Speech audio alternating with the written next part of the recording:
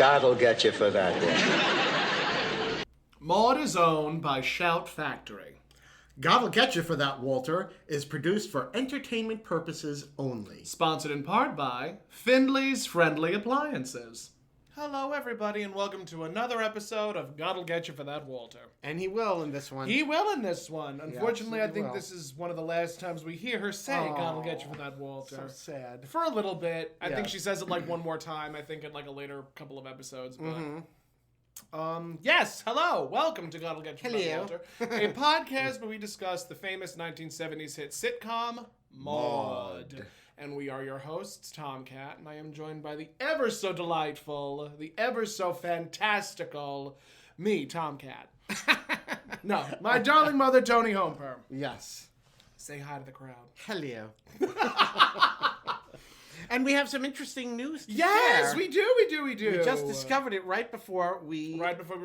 were recording. So when we started God'll Get You for That, Walter, we initially, Toni and I, made a pitch to the streaming service Tubi, which is spelled Tubi, about putting on episodes of Maude. Yes. And as luck would have it, they heard our prayers. And unfortunately, they did only put on 2 seasons. They put on season 3 and season 4. Yes. But if you are interested, you can watch them at tubitv.com. That's tubitv.com.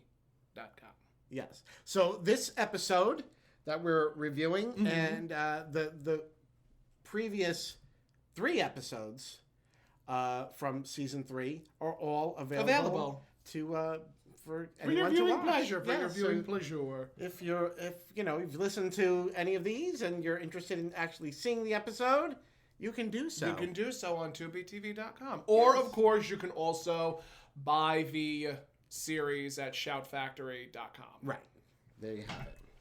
That's our story, and we're sticking to it. So, Absolutely. This is our episode 52. 52. Yes. And it is season 3, episode 4, The New Housekeeper. The New Housekeeper at last. What was Maude doing all this time without Florida? I mean, we don't know, but obviously she was not able to host any of the parties that she wanted to.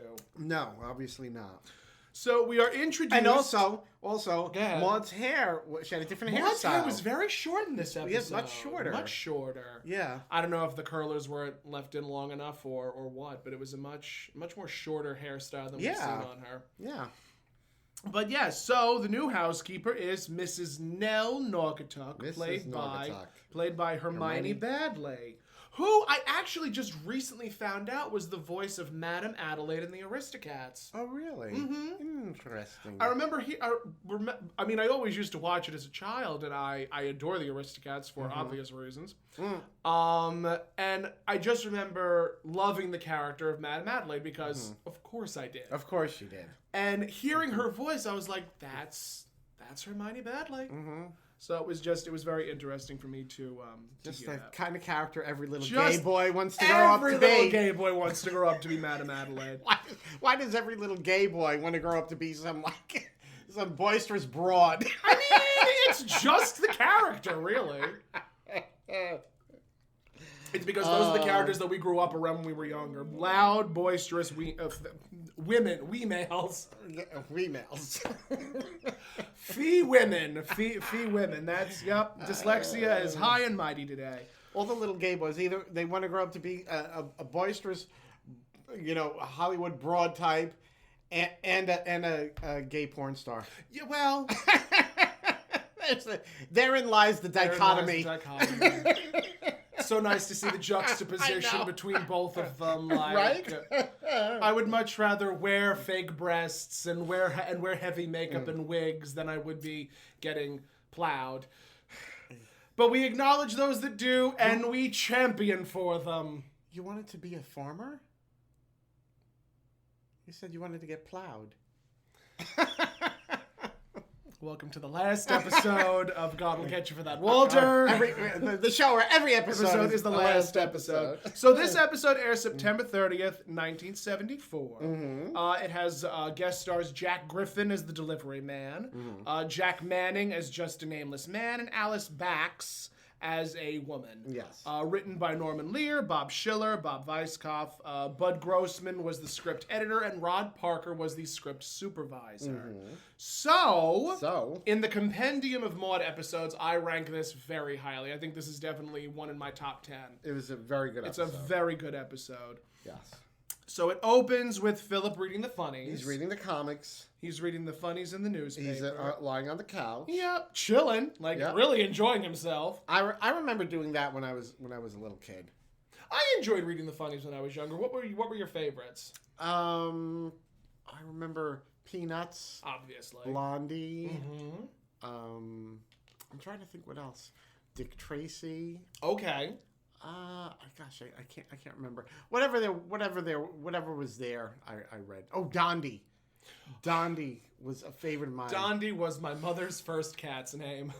And ironically enough, when I went to school to learn to be a comic book artist, Erwin Hazen, who created Dondi, was one of my teachers. Was one of your teachers? Yes. Isn't that wild? Yes.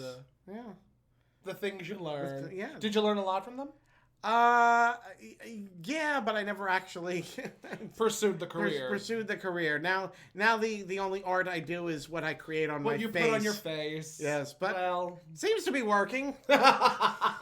Seems to be working. Almost 1,000 followers on TikTok. You should be proud of yourself.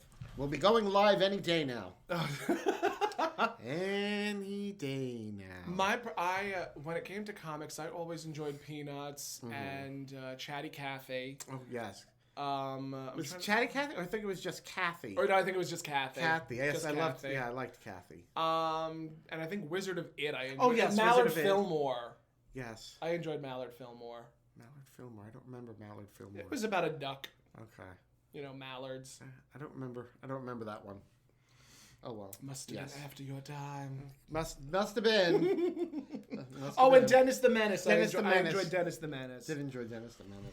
So as Philip is reading the comics, Walter enters reading his paper. Inflation, crime, inflation, poverty, homelessness, just rattling off all of these really wonderful things. Yeah. And he, looks at Philip, looks at his paper, and then snatches. He switches the funnies from Philip and throws his miserable, rotten, bad newspaper at poor Philip. So at that point, Maude enters, talking to Carol, saying, have you gotten everything ready for the party? And she's like rattling off all of these things, like how much needs to get accomplished before the guests start to arrive.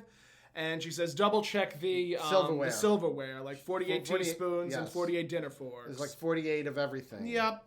And Carol's like, you're the only woman I know who has 48 of everything. That's because she was married four times. Yes. And she says, in the whole of her marriages, she only lost 4 husbands. 3 husbands. 3 husbands and 1 butter spreader. Yes. And Walter turns to Philip and nudges him, saying, I'm the replacement for the butter spreader. That's right. They gave Walter some pretty good lines in this episode. They did.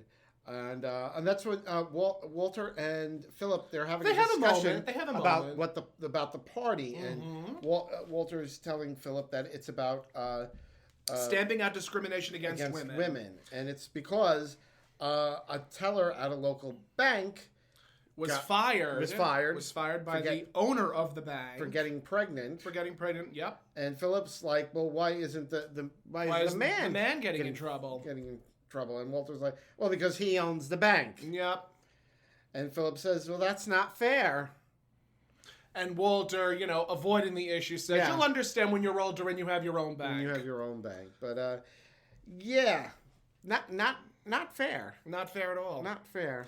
And, and we would be remiss if we didn't mention this. It was leaked the other day. Yesterday, where the SCOTUS, the Supreme Court of the United States, is looking to overturn Roe v. Wade. Yes. Here is the thing. Even if the court does overturn Roe v. Wade, it does not mean that states can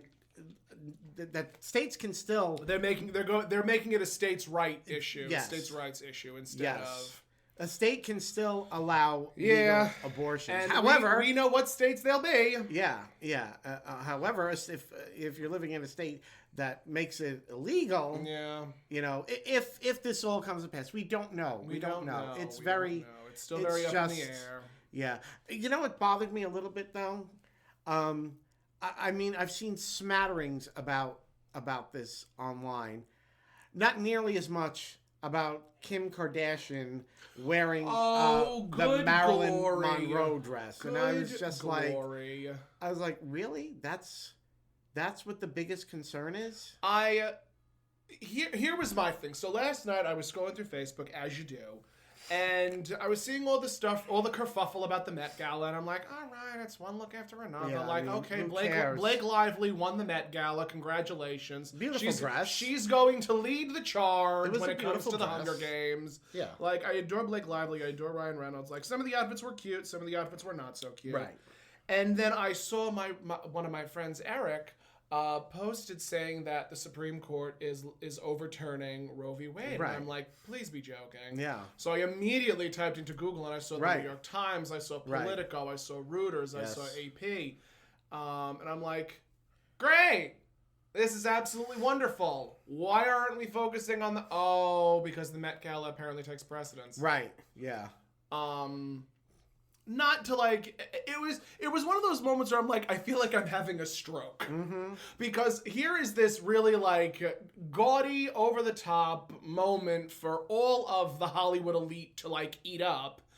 And this is now going on politically. Right. So it's really one of those things where it was like a culmination of all of the bad and all of the good. And again, I was scrolling and I'm like, I don't know how I'm supposed to feel right now. Do I feel anger? Do I feel happy? What am I supposed to feel right now? I felt sick to my stomach. Truly, I was like, this is not okay. None of this is okay. There was already a protest forming outside the Supreme Court. Yeah, I saw they were dressed up as the handmaids. The Handmaid's Tale. Yeah. Now here's the thing. I mean, realistically, you and I, both gay men, we do not have to worry about this. It matters little to us because we do not have a uterus. Right. And it was really one of those things where I want to have a conversation with my family, and to those that are in support of the Supreme Court, I do not believe that there are members of my family that want to view this as such, but at the same time, I want to look at them and say, you as a man have very little jurisdiction over what goes on inside a woman's body. Right. Why don't we keep it there? Yeah. Why don't we just make it so that it is a woman's right to choose? And I don't know if you saw, there was one woman who was, speaking for it, and she was saying that, a woman should, if she gets pregnant and she didn't want to be, then she has to look at it as an opportunity. Okay, sure. Does she have to carry the baby to term? I mean, does she is it her responsibility to watch that child? Right. It was, I remember a quote from George Carlin that says, "Isn't it ironic how most of the people who are for abortions are people you wouldn't want to fuck in the first place?" Right. And it stands to reason. Why is it so complicated that? And again, we discussed this when it came to Maude's dilemma. Right. Ruth Bader Ginsburg made it so that women had a right to choose, along with all of the other justices that were on the court at the time. Right. And now here we are at Clarence Thomas should just resign. Ugh, especially after that controversy with his wife Virginia. Come on. He needs to go. I'm really upset, and I'm really floored because again, none of this would have happened if Hillary just won the election. But that's none of my business. Yeah. Yep, none of my business. Yeah. And I am sure if the episode of Maude getting the procedure done to her was aired today, raked across the coals. Oh, yeah. Just raked across the coals. But yeah, so, moving gaily forward. Yes. So they have, Philip and Walter have the little moment, and at that point, when Walter gives his little joke about how Philip will have his own bank at one point, Carol and Maude re-enter. And Maude is now saying how, Carol initially says, you just hired a a maid sight Sight unseen. unseen, yes. And Maude is like talking her up, saying, "Oh well, the agency said that she was a gem, a treasure. Right. How you would be a fool not to hire her." Right. And of course, Carol says, "Is she black?" And Maude says, "No, the agency was fresh out." Fresh out. So. I think at that point the agency also knew better. The agency also knew better. On the one hand, it's like it's so cringy. Yeah.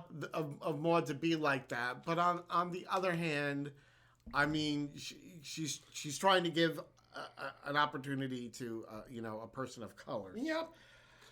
And I mean, not for nothing. Like Maude, in specific episodes, I don't want to say in every episode, in specific episodes, she always tries to be the white savior to her detriment. Yes, absolutely. Like it always ends up blowing up in her face because she will always try to do her best, and it's just she's doing it in the wrong way. She's just doing it in the wrong way. So then, speaking of which, there was an article that I read recently where a coworker of a person of color complained to Human Resources that the boss was behaving in a racist manner and was like being racist. So if I'm speaking correctly, because words are hard, there was a black worker that was, I think, complaining to another coworker, or wasn't even complaining to another coworker, that the boss was being racist. Okay. So the coworker took matters into their own hands and filed a complaint against the boss. Okay. Which is something I can see. The person who wasn't a person of color filed the complaint. Yes. Okay. To some, that would be viewed as problematic. Because it almost comes off as being a quote-unquote white savior. But I think if you hear or witness racism, you should call it out no matter what. True. I agree, but up to a point. Should it be the responsibility of the person of color? Should it be the responsibility of that person, or should it be the responsibility of somebody else? I think it's everyone's responsibility, personally. I agree. So, I don't know.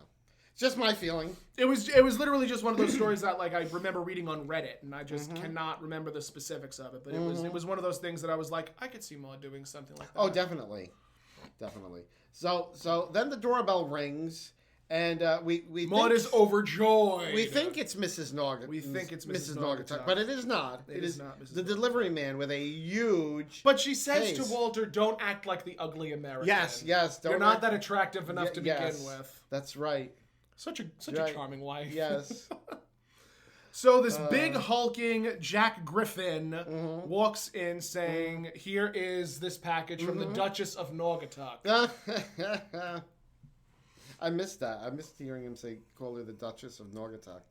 So, And Maude, she tells Carol to take it up to the guest room. I was like, "Are you kidding me? You're gonna let the Carol case do was that?" Carol. It was the size of Carol. The size of Carol. I mean, really. And that's when Walter finds out that Mrs. Naugatuck is going to be sleep in help. Sleep in help. And he is not happy. Vehemently against it. Yeah. He does not want, he keeps, complaining. He does not want a stranger in the house. And then we get into this little bit with between Maude, Walter, and the delivery man. Because Maude is like, well, it was like we had addressed, Walter. Right. You had said, don't worry about it, Maude. That's your responsibility, Maude. I couldn't give a tinker's damn, Maude. And I don't remember the Jack Griffin ends up saying, what does he say? If you keep it up, you're gonna have two people sleeping in your house, Maude. That's what Maude says. Because that's how Walter says the name. Yes, it is. That is how Walter says Maude's name. And the delivery man, Maude says to the delivery man, you remind me. You look familiar. Yes, you remind me. Weren't you a victim in The Godfather? Yeah. And so Maude, she continues to tell Walter not to worry about it, and he's continuing to complain that he doesn't like a stranger in the house. Yes. And now we get into a little bit of some interesting sensual side of Walter, where he's like, if I want to if I want to like sit in the living room in my underwear and read the paper, right, I can't do that on a hot night. Yes. And, Maude says, a hot night? Walter, if you were wearing your underwear, that would be overdressed. Yes. And Carol's like, you're kidding! Yeah. And I think Maude says something to the effect of, well, now you know, right, Carol. Yeah. When Walter's down here reading the paper, he is not reading the paper. Yes. Now, here's a thing, though. I mean, they've got... Carol and Philip... Carol and Philip are in the house. Live there. Why is Walter, like, It would be the same thing as if I lived in your house and you walked around in your underwear. Exactly. I wouldn't want to see that. No one wants to see that. Well, your husband does. Even my husband don't want to see that. I don't want to see that. I walk past the mirror and I scream. Oh, stop it. No, but no, it's just it's just like you can't. Yeah, you can't. Not in front of your stepdaughter and your grandson. No, but but we know that Walter likes to. We know that Bill Macy was, had no problem with nudity, as he was, in the original cast of Old Calcutta. It was funny. I remember saying in previous episodes that one of the people that was on the Academy of Television and the Academy of Television, when they would hand out Emmys, I remember someone saying that because Bill Macy dropped his pants at an award ceremony, that Maude would never win any Emmys. Right. But B. Arthur won an Emmy, and also Hermione Baddeley won an Emmy. Oh, she did? For her portrayal of Mrs. Naugatuck. Oh, I didn't know that. Yep. Interesting. So I guess they just meant that Bill Macy wasn't going to win. I guess that's what they meant. Yes. So now they start examining the case. Yes. And they see that it's got these postmarks from all over the world. Actually, but even before that. Oh, what happened before that? Maude is saying that she was from London. Yes. And Maude is talking, imagine London. So we have a moment where, Maude is like, imagine London. Mm-hmm. All the class, the elegance, the glamour. Mm-hmm. And Walter's like, oh, I get it. You just want someone that could be can hand out, and be she, Finley residence, cheerio, pimp and a yank in the RAF. She can be putting on the dog. Yes, and Maude, she's Maude retorts and says, you better be careful, I'll give you a yank in the RAF and I'll never forget. Now, what is the RAF? The RAF, that's the British, I thought it's the British Royal Air Force. And that's what it is. Right? British Royal Air Force. That's what it is. See, because I watch you watch a lot of British stuff. Not really the comedies. Are You Being Served is the only comedy, but I love. Oh, so one would consider you an Anglophile? Perhaps. Might be so. But the show Midsummer Murders. Okay. Which is 20-something seasons, and I've watched the whole. I've watched all of it. But they don't have as many episodes as a regular TV series. Gotcha. A lot of British series, the seasons are they're not as long as an American TV season. Look at Are You Being Served? Mm-hmm. Some of the seasons were only 5 or 6 episodes. 5 or 6, yeah. And they weren't yearly. They were they might skip years a year apart. Yeah, or something. They did the same thing with Absolutely Fabulous and yes. Where they'll only have a certain number of episodes in a season. Yes, I forgot. That's probably the only other British comedy that I was really into. I love that you show. have no choice. I know when you're gay. When you're gay, it's de rigueur. It is written in scrolls. Yes, it is written in scrolls.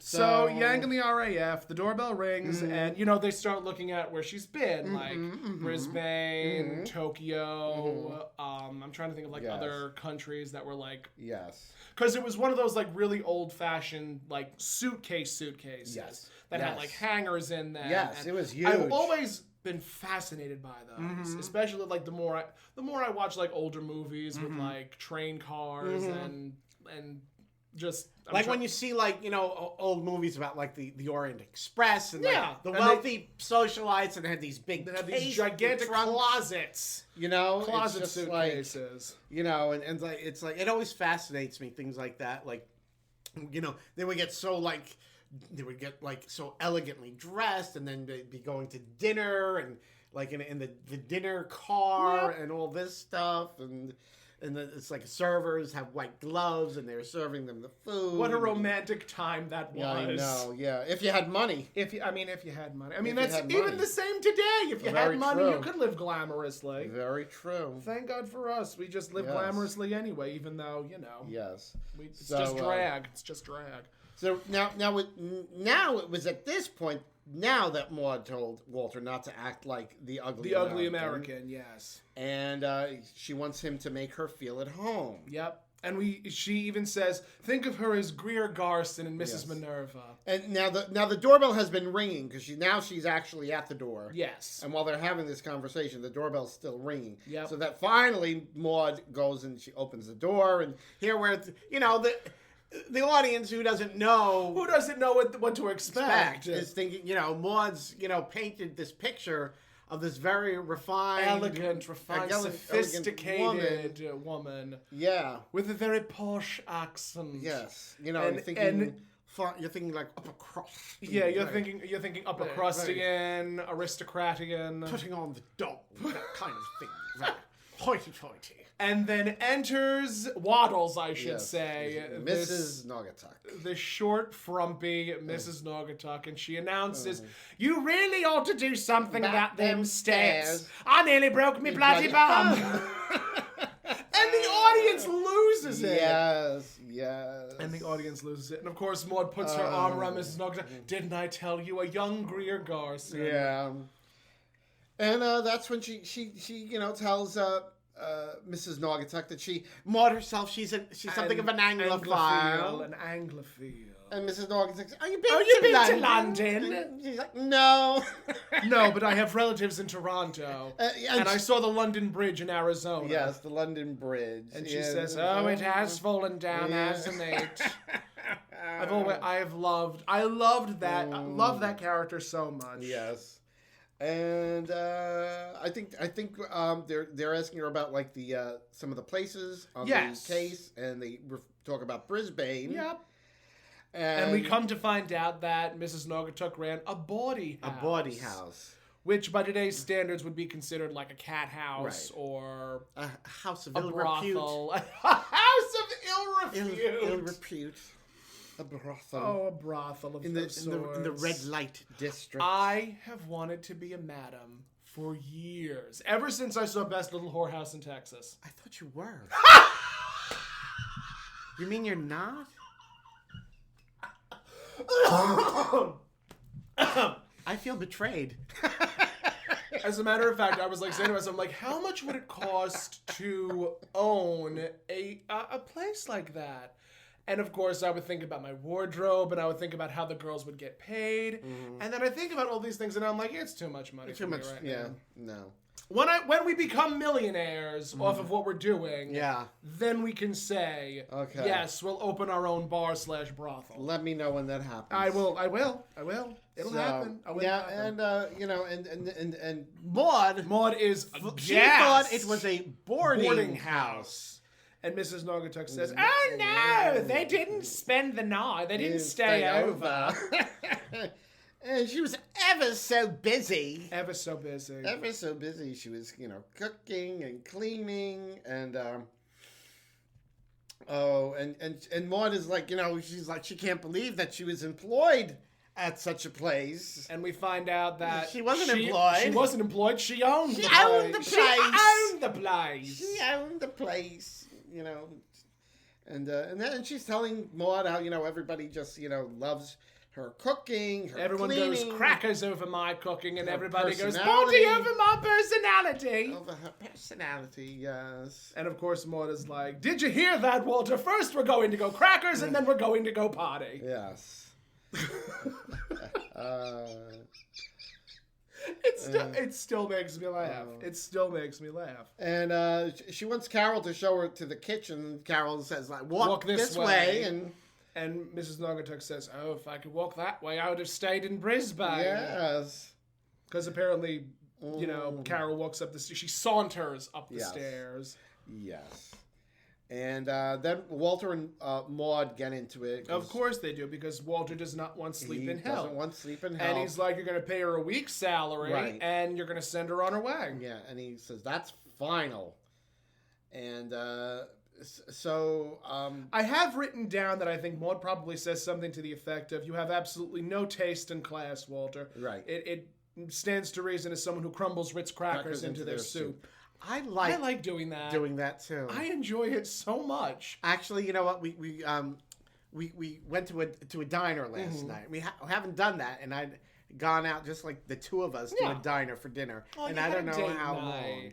Yes, and I don't know what it is. I love soup from the diner. Something about it, man. I don't care if it's matzo ball or tomato or chicken noodle. It always is, or French onion. It's all delicious. The Yankee bean. Okay. I love the Yankee bean.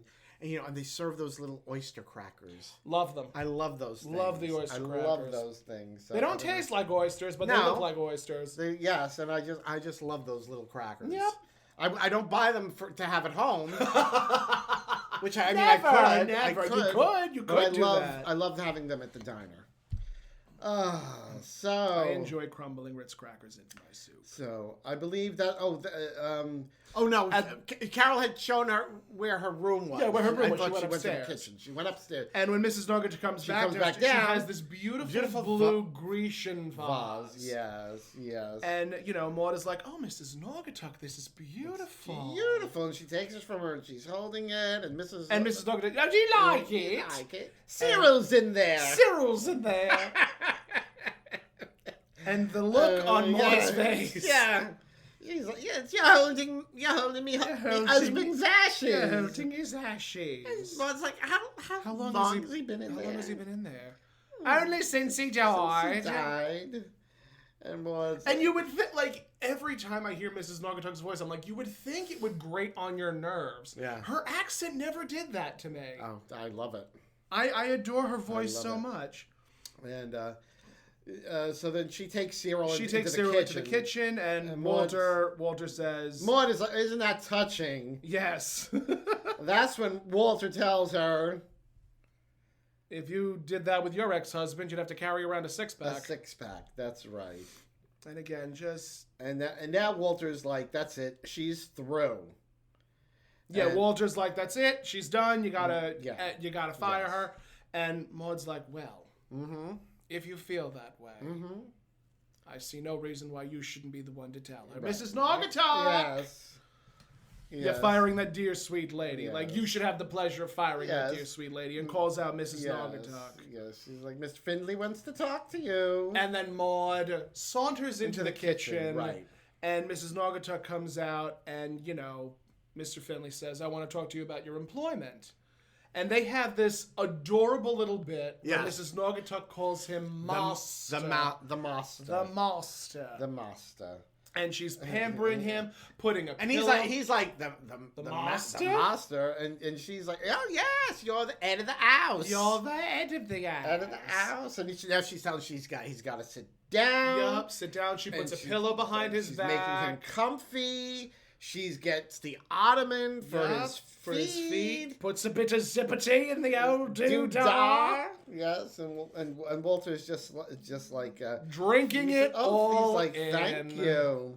The doodah does feel a little zippier. And she's like, what a pity you have to work so hard. And he's like, oh, thank you. And and she's saying she's gonna make him a nice cup of tea. A spot of tea. And he says, 2 lumps in my spot. In my spot, yes. And in the span of like 30 seconds, Mrs. Naugatuck wooed him. She just wrapped him right around his little finger. Truly wrapped around the finger. But come on, she wasn't a successful owner of a bawdy house for nothing. So she knew how to handle a man. And let's face it, Walter was no match. No. He was no match. No match. For Mrs. Naugatuck. Not at all. If he thought for 1 second he could best her, he thought wrong. Yes. But again, it was one of those things that I appreciated the character because there aren't that many people that I could think of off the top of my head that could go toe to toe with Maude. Yeah. And Mrs. Naugatuck did just that. And again, their relationship is almost kind of similar to Dorothy and Sophia. Mm-hmm. Because Mrs. Naugatuck is an older woman. And I don't want to say she's significantly older than Maude, but I would say she's got about a good 2 decades on her. Yeah. And, you know, at the time, Maude was, I think, 47. So Mrs. Naugatuck was maybe like late 60s. Yeah. I want to say mid-60s. Yeah. That sounds about right. So it was definitely interesting to see the dynamic between the two of them, which comes into full view in this next scene where Mrs. Naugatuck goes like, "Thank you," and just enters into the kitchen. Yeah, she's going to get tea for Walter. Make tea. It's about a tea for Walter. And Maude is apologetic. Oh, Mr. Findlay is such a mercurial creature. Yeah. Well, Maude thinks that Walter's fired her. Yep. And it's not the case. Nope. And Mrs. Naugatuck tells her, "Don't get your bloomers in a twist. I'm staying." Don't get your bloomers in a twist. And that's it. She's staying. So Maude is overjoyed, staying, and then Maude immediately lists off, we have to vacuum, we have to clean, you have to do this, you have to do that. Fix the hors d'oeuvres, clean. Stuff. And Mrs. Naugatuck informs her, "Oh no, the master wants his tea." And whatever the master wants comes first. Yes. And she takes the tea into the living room, and that's when Carol enters. Yeah. And, she says, what's wrong? Mm-hmm. And Maude says, "Something tells me, Carol, I'm about to get my bloomers in a twist." That's right. And that's when we cut to commercial. Yes. And one thing that we do have to point out, Tubi does air commercials during the break. So, but at least it's in a clean break and not like it's where the normal commercial would come in. Would have been. But I have to say, the clarity of the clarity of the video is very good. It's very good. Audio was all really good. Yep. So it was all exquisite. I was very, very pleased with the way that they did that. Yes, very pleased. Because again, like we've mentioned before in previous episodes, Tubi owns or is partners with Shout Factory. Mm-hmm. So they have the collection already on hand. Right. Why they didn't have all of the seasons? Because they did the same thing with Bewitched and The Nanny. Mm-hmm. The Nanny was only the first season and the second season, and then it went away because HBO Max has The Nanny. Oh. And with Bewitched, I think it was seasons 5 and 6. So very, very bizarre how they did that. Strange how they pick and choose the seasons. I don't know. But fortunately, we have 3 and 4. Fortunately, we do have 3 and 4 for now, yes. Okay. So we come back from break, and Maude comes downstairs. Well, no, Walter and Carol are setting up the chairs. Oh, that's right. Oh, they're setting up the chairs. That? Yes, they do. And Mrs. Naugatuck is singing, "You made me love you. I didn't want it," and she is carrying on. Yes. And Carol's like, "Isn't it great? She sings like a bird and works like a horse." Yes. And Walter says, "Which is a far cry from your mother, who works like a bird and sings like a horse." Yes. And from the bedroom, from all the way upstairs, we hear Maude bellow, "God will get you for that, Walter!" And Walter says, "And who has ears like a rabbit?" That's right. So that's when Maude comes down, and she's very carrying beautiful outfit. Oh, I want that outfit. Black it's a black turtleneck blouse with a pair of slacks and a gorgeous long black robes vest situation with sheer sleeves and a beautiful yellow and blue floral scene on the bottom of the jacket. Very, very elegant, very pretty, and I want it. I know you do. I do. And she's carrying a roll of toilet paper. She's carrying a roll of tissue. Yes. Toilet tissue. Toilet tissue. And, she goes over to Mrs. Walter says, "Why are you carrying a roll of toilet paper?" And she says, "In case it gets cold, I want to use it as a muff." And she holds her finger in the air and inserts it right into the toilet paper. Yes. So, Maude proceeds to take the toilet tissue over to Mrs. Naugatuck to explain to her how she installed it incorrectly. Yes. How do you install toilet paper? I like the toilet paper installed that it goes over the top. From the top down. The top down. Yep. That's how I do it too. If you check out the actual patent that was created for the toilet paper roll. Yep. That's way how back it's supposed when, to be. That's how the creator intended for it to be. Actually, no, that's not true. The reason I do it the opposite way, where it's bottom, where it's it's coming out. Yeah, where it's from coming the at the bottom. The only reason I do that is because of the cats. Oh, okay. I'm very nervous the cats are gonna and I would much rather them spin it out of control than spin it and have the toilet paper unravel. Gotcha. Well, that makes sense. My cats are not interested in the toilet paper. So my cats are. I can put them on any way I want. The only problem I have with the toilet paper, and I put this on Facebook the other day. Oh no! I walked into the bathroom, and there's the naked cardboard tube on the roll, and so I took a picture of that, and I said, please send thoughts and prayers for my husband. Obviously, both of his hands must be seriously injured that he was unable to put a new, fresh roll to the dispenser. Yep. So I mean that had to be the only possible Had to have been the only possible explanation. That maybe he burned both of his hands when working on the wigs. Seriously injured. Maybe they were cramping up from working on wigs for too long. I was like, what other possible reason could there be for not being able to put a new roll of toilet paper on the dispenser? I wish I could tell you. So, Maude explains to Mrs. Naugatuck how she has installed the toilet paper the wrong way. Now, Maude wants it to go on the way that you have it, that it's feeding out from the bottom. Mrs. Naugatuck put it going over the top, which is the way that I like it. Yeah. And Walter, of course, is like, what the hell is the difference? And, Mrs. Naugatuck is just like, well, shall I just, put it in the guest bathroom the way you want it, the wrong way? Yep. Yeah. And I think while she was explaining it to Walter, she called him "you old master." Yes. Just, sticking it to him a little bit. Yes. And Walter's asking Maude, like, what's the matter? And she refers to Mrs. Naugatuck as the happy hooker. I can no longer stand the happy hooker. Yes. And Walter's telling her hiring her is the smartest thing you ever did. And I think that's when Mrs. Naugatuck she comes back and she's telling Walter to relax. She's putting him. You're the master of the house. Yes, he went to do something, right? He was he was moving chairs or opening chairs or setting up chairs. And Mrs. Naugatuck and he's like, relax. Walter's like, let her pamper Maude. Let her pamper Maude. Yes, and Mrs. Naugatuck says, if the good Lord. If the good Lord hadn't given us so much to sit down, he wouldn't have given us so much to sit down. Yes, if he wanted us on our feet so much, he wouldn't have given us so much to sit on. And she lets out this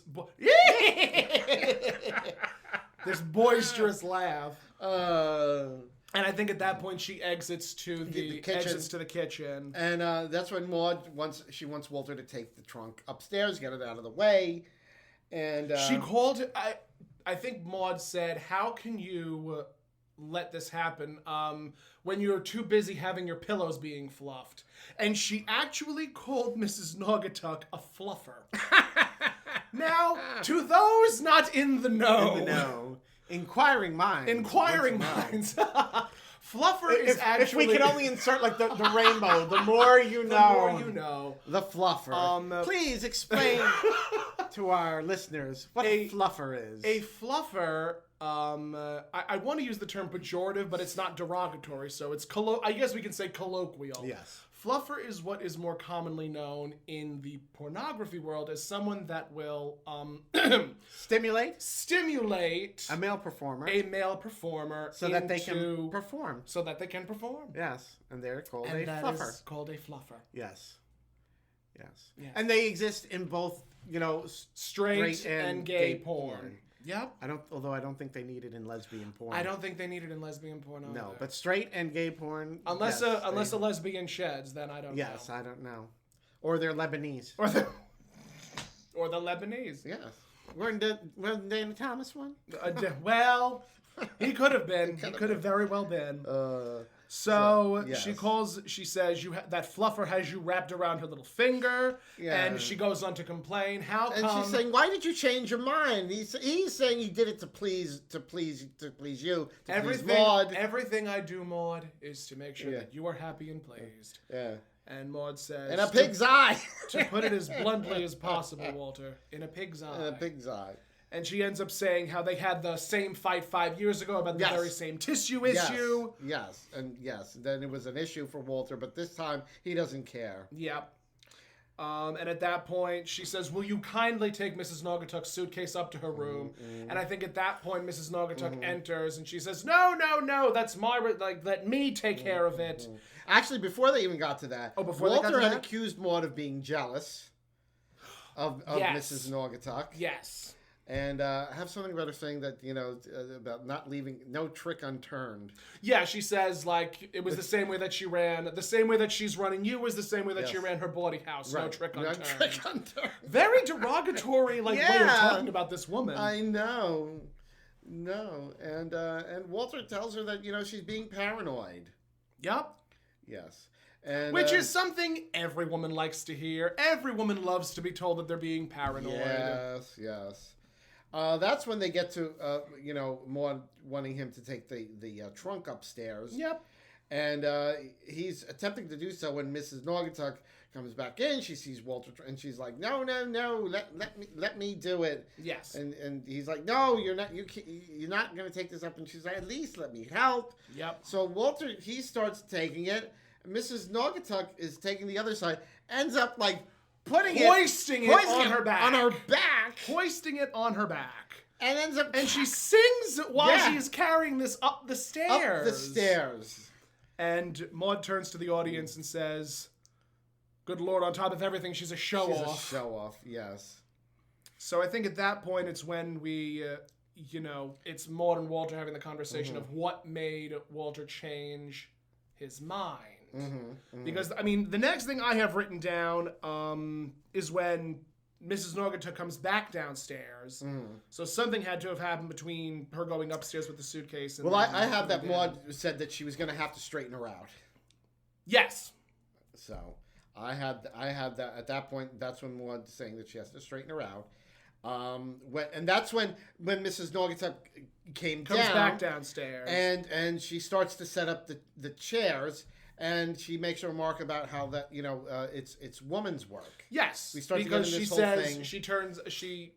Maude says to Mrs. Naugatuck, Walter will handle the chairs. Right. And Mrs. Naugatuck says, oh, you can't have him do that. That's woman's work. And the audience knows that Mrs. Naugatuck has put her foot in it. She just triggered Maude. Maude is triggered. She's triggered. Maude is triggered. Woman's work. Woman's work. There's no such thing in this house. There's no discrimination in this house. And Mrs. Naugatuck is like, oh blimey, another Vanessa Redgrave. And Maude says, I like to think of myself as a tall Jane Fonda. I too like to think of myself as a tall Jane Fonda. I would like to think of myself as a tall Jane Fonda. I would like to think of myself as anything tall. As anything tall. But that ain't never gonna happen. Aww. Honestly, again, these two characters work for the two of us because you're short and you look great in a red wig. Absolutely. And I'm B. Arthur. And you're B. Arthur. Funny fact, because I went to that party Saturday.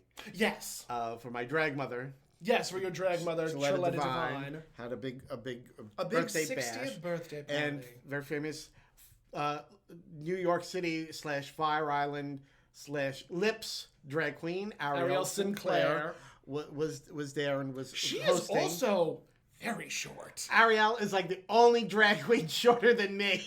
She's shorter than you? Yes. Wow. Ariel is like the only drag queen. She's tiny. Yes, very she's tiny. She's what, 4 foot?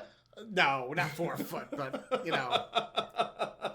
I think probably like when we're both in bare feet, I'm actually just a little bit taller Wow. She was wearing her heeled boots that don't have like a platform. I was wearing like you were wearing stilettos that had heels. a platform because you love torturing yourself. Plus you have your hair. I love to torture myself, but but Ariel is like the only drag queen shorter than me. Than you. Every other drag queen taller than me. Yeah. Every other one. There's not a lot of drag queens that are taller than me. No, there are not. Actually, Dax Martin and I, when we're in the same heels, we just miss each other. Like I want to say either they're a little bit taller than I am, or I'm a little bit taller than them. But and Dax is tall. Dax is tall, and I also found out Kim Chi is also very tall. Really? You wouldn't expect it, but Kim Chi's another very tall drag queen. Interesting. It's always interesting to see like these goddesses in high heels and large breasts and then there's Maude. So, Maude and Mrs. Naugatuck now get into a heated discussion. Wait, no, we missed something. We missed something. We missed something very funny. Where Maude imitates Mrs. Naugatuck because Walter is sitting down and she says, "Why don't you get up of so much you have to sit down on?"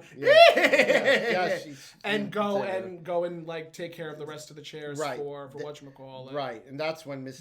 Naugatuck enters and says, him. "No, you can't do that. That's woman's work." And women's work sends Mr. Finley away. Yes. And so that's when they got into their back and forth about Vanessa Redgrave, Jane Fonda. Maude tells Mrs. Naugatuck, women are not second-class citizens anymore. We're more than just wives and sex kittens. And Mrs. Naugatuck says, "Oh, speak for yourself. I rather like being a sex kitten." Being a sex kitten.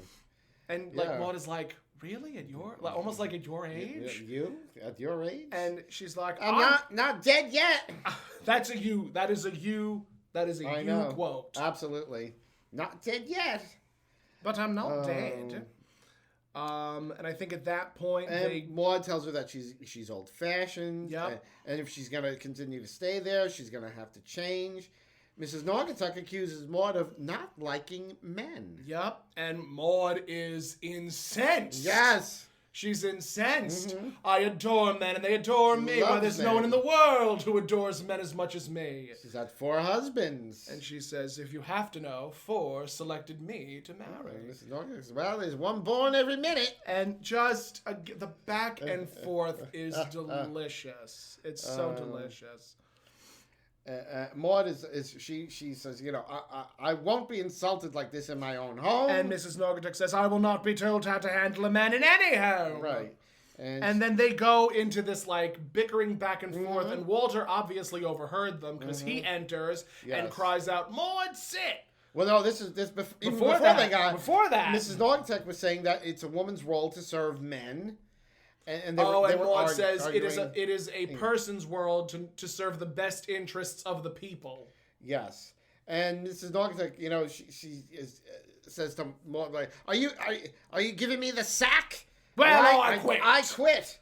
That's now when Walter comes in and I don't need your flippin' charity. Yes, and then that's when we get into Walter trying to talk over them, and he does a Maude sit. And Maude sits. And Mrs. Naugatuck is still going on and on and on. And he does a Mrs. Naugatuck sit. We forgot at one point, Maude, she did call Mrs. Naugatuck Mrs. Naugahide. Yes.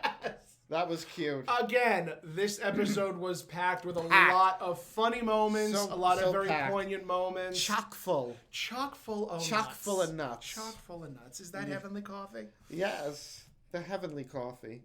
Millionaire's money can't buy. Millionaire's money can't buy it. Walter, he tells it to him. Listen, you're arguing, you're yelling like a bunch of schoolgirls, and there's going to be a party happening soon. Right, and they've got to stop this. They got to pull themselves together. People are coming. There's going to be a whole house full of people. Yep. So he goes to the door and he says, "Wow." Right. I don't know how Henry Kissinger does it. Yeah, how the hell does Henry Kissinger do this? I don't know. I wasn't familiar with Kissinger. Was he a politician? Yes. Okay, he was a politician. A diplomat. A very famous diplomat. That doesn't surprise. They're all famous diplomats. He was a diplomat. So they go to the hors d'oeuvre table and Maude sets up a tray and she says, "Do you think we're going to be able to get along?" And Mrs. Naugatuck says, I don't know, you're very opinionated. Very opinionated. And Maude says, that's your opinion. Yes. And they have this, like, back and forth about opinions. Yes. And they finally call each other, Maude calls Mrs. Naugatuck a feisty old biddy. Crusty. Mrs. Naugatuck calls Mrs. Finlay, calls Maude a crusty old broad. Okay, crusty old. Okay. So there's feisty old biddy and crusty old broad. Crusty old broad. So they're both old. Yes, yes.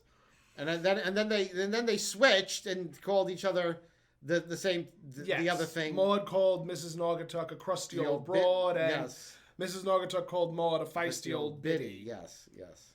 So at that point, they take the hors d'oeuvres into the living room, and I think that's when the doorbell rings. Even before that, I have something about Maude telling her to pack her things and yes. Cyril. Yes, that was Maude goes to the door and she says, "If you get the door, I'll pack your bags." Yes, and then she turns to the ash-filled urn and says, "Including Cyril." Including Cyril. So Mrs. Naugatuck goes to the door. The door. She opens the door. She's welcoming the first couple, and it's Jack Manning and Alice Bax. Yes. To those who are interested in who plays these characters. And they're like, "Oh, are we the first ones here?" And I mean, immediately Mrs. Naugatuck goes from like being a curmudgeon to like, "Oh, welcome to the Findlay household." Yes. And she says, "Oh, the first is always the best." Yep. And she says, "Would you like a drink?" And she says, "A ginger ale for my lady and a double martini for Mister." Yes.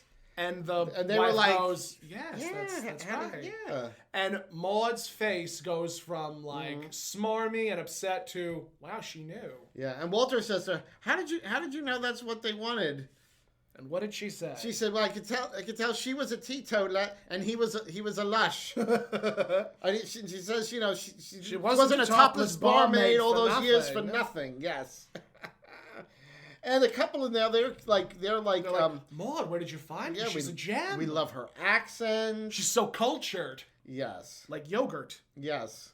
And Maude is like, does Mrs. Naugatuck have an accent? I'll have to listen for it. Yes. So we found, she says, oh, she managed a giant house in Brisbane. Yes. Yes.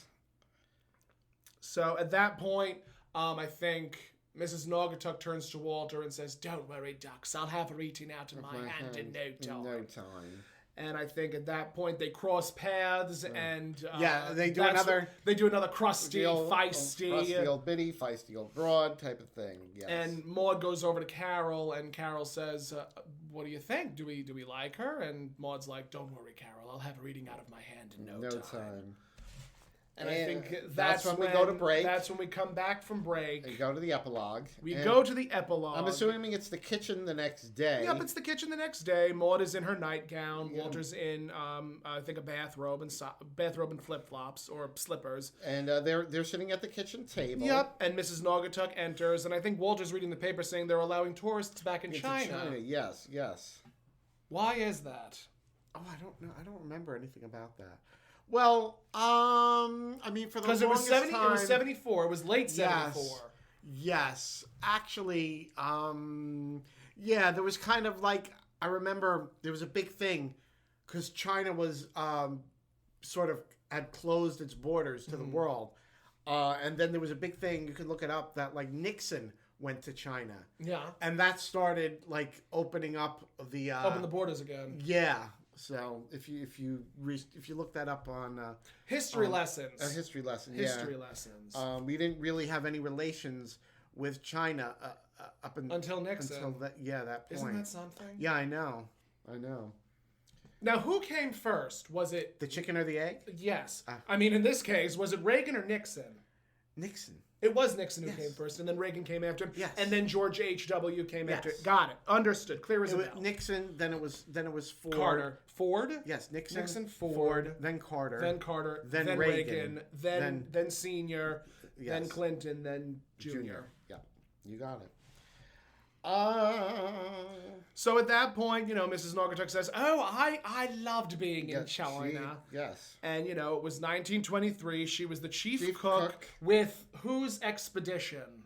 Oh, I don't remember who she said. There was a specific person that she was working for. Yes, I don't remember who she said. And I do not remember who she says. And they were hunting for hippopotami.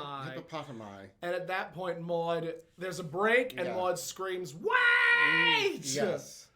And she's like, Mrs. Naugatuck, I have always tried to figure out, doubted the veracity of your stories. Yes. You know, bawdy houses in Brisbane. Yes. But this time I've caught you. Yes. There are no hippos in China. Of course not, love. We shot them all. And then Mrs. Naugatuck exits, and the camera zooms into Maude and says, I'll kill her, Walter. This really deserves killing. Yeah. And that is our introduction to Mrs.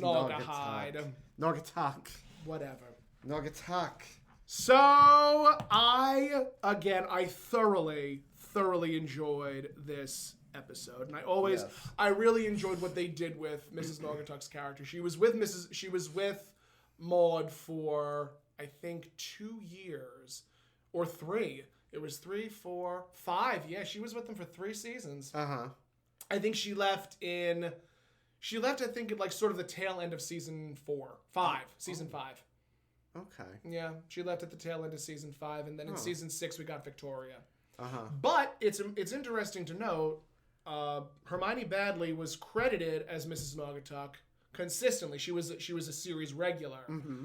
Victoria, played by an actress whose name escapes me, was only on certain episodes. Okay. And she wasn't like a series regular. Gotcha. Of course, it was the 6th season, and it was the last. Right. Right. Norman wanted to do a 7th season, but B was like, she was done. Same thing as like with Golden Girls. Yeah. Like she wanted to leave like when it was at its prime. When it was a lady always knows when to exit. Except me, I never know when to exit. No, you don't. So neither do I. Neither one of us know when to exit. That's why you want to know when that's why they just open the door and they yell at us, "Go! Get out already!" You know when we know when to exit? What? When the money runs out. Yes, when the money runs out. When the money stops coming in, that's when it's time to leave. When we can't take the corset anymore. Or we can't take the heels. The heels. If you would like to follow us, you can on all forms of social media, Facebook and YouTube at Finley's, at God'll Get You For That Walter, and Instagram at Finley's Friendly Appliances. And if you would like to follow me, you can at That Tomcat on all forms of social media, and you could find that at thattomcat.com. Where can they find you? Everywhere. Facebook. Everywhere. Instagram. She's all over like dog TikTok. And even on the web, and it's Toni Homeperm, and that's Toni with an I. With an I. Toni with an I, Liza with a Z. Yes. Because Liza is Sissa. That's all I remember from the That's really all I remember. That's all you need to know, Pussycat. We thank you so much for listening, and you will hear us on another episode of God'll Get You For That Walter. Bye, guys. Good night.